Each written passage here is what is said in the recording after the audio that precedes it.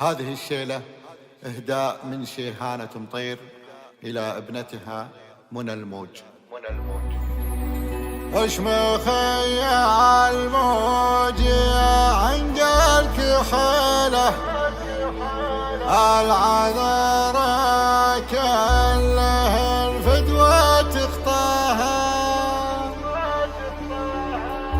كاملة بالزين ووصف فريدة لا احضرت باللعب عالي مستواها.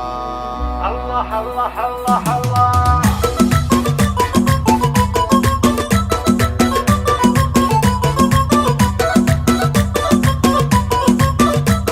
قناة بندر الهيل.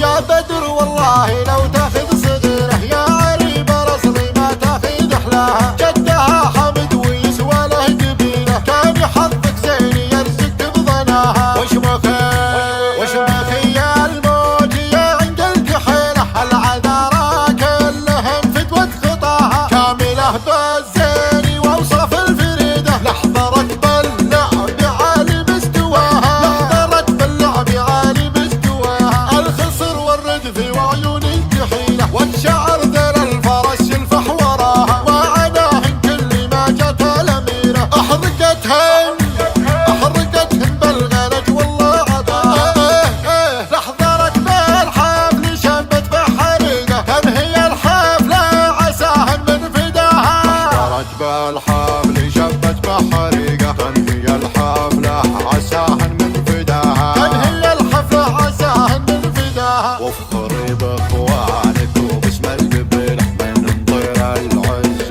ما يلحق مداها وافخري باخوانك وباسم القبيله من مطير العز ما يلحق مداها.